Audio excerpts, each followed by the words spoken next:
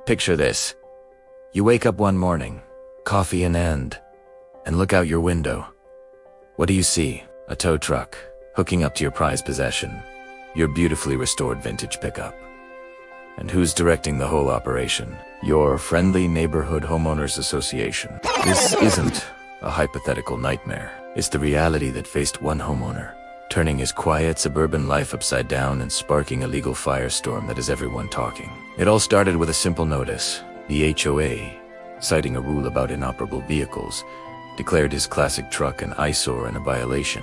Never mind that he'd poured years of love, sweat, and money into restoring it. Never mind that it was his passion project, a piece of automotive history he cherished. To them, it was just a hunk of metal taking up space where a perfectly manicured lawn should be. The homeowner, let's call him Mark, wasn't having it. He'd read the bylaws. His truck, while a work in progress, was far from inoperable. It was registered, insured, and he moved it regularly. He responded to the HOA, explaining the situation, providing documentation, and even offering to store it under a custom-fitted cover. He believed a reasonable conversation would clear things up. He was wrong. The HOA doubled down. They issued fines, then more fines, each letter more threatening than the last. They weren't interested in compromise.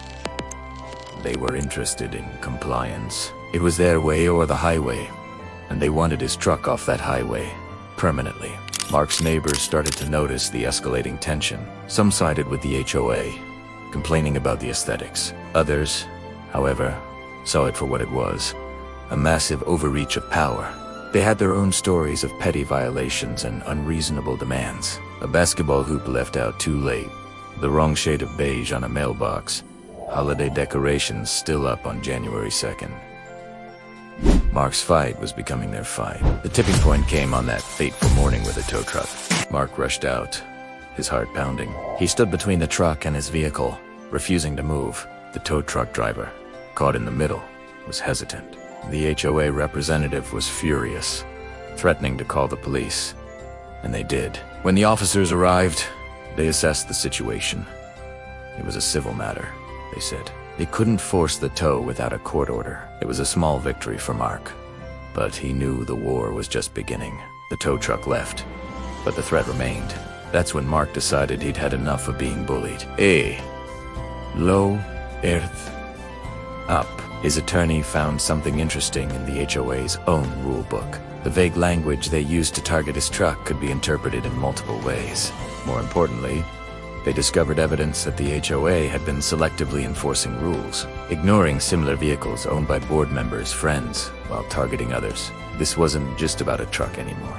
It was about fairness and the abuse of authority. The legal battle that ensued was intense. The HOA, funded by the dues of all the homeowners, including Mark, threw a high-priced law firm at the case. They tried to bury him in paperwork and legal fees, a common tactic used to exhaust a homeowner's resources until they give up. But Mark, supported by a growing number of his neighbors, refused to back down. They started a community fund to help with his legal expenses. People he'd never even spoken to were dropping off donations and words of encouragement. The story hit local news, then social media. The hashtag free the truck started trending. The HOA's heavy-handed approach was backfiring, big time. At the next community meeting, the boardroom was packed. For the first time, the board members faced a united front of angry homeowners. People were demanding answers, questioning the ridiculous legal spending, and calling for the board's resignation. The pressure was immense. In court, Mark's lawyer presented the case brilliantly. He showed photos of the truck, not as an eyesore, but as a classic piece of Americana. He presented testimony from mechanics confirming its operational status. And crucially, he laid out the clear pattern of selective enforcement and harassment by the HOA board. The judge listened intently. The verdict was a landmark decision for homeowners everywhere. The court ruled in Mark's favor, declaring that the HOA had grossly overstepped its authority. They had acted in bad faith and had engaged in a pattern of harassment. The judge not only dismissed all the fines, but also ordered the HOA to pay Mark's entire legal bill. It was a complete and total vindication. But the story doesn't end there. The fallout from the case was massive. The ruling emboldened other homeowners in the community to challenge other unfair rules. The HOA board members, facing a full-blown rebellion and public humiliation, resigned. A new board was elected, one that promised transparency and a commitment to working with, not against, the residents. Mark's story serves as a powerful reminder. HOAs can serve a purpose, but they are not above the law. Homeowners have rights, and when they stand together, they can fight back against tyranny in their own backyards. It shows that one person's passion project, one person's refusal to be bullied, can ignite a movement for change. So, what do you think? Was the HOA right to try and enforce its rules? Or was this a classic case of a power trip gone wrong? Have you ever had a run-in wheat? Anoia? Let us know your stories in the comments below. We read every single one. This case is a testament to the fact that sometimes you have to stand your ground, even if it's in your own driveway.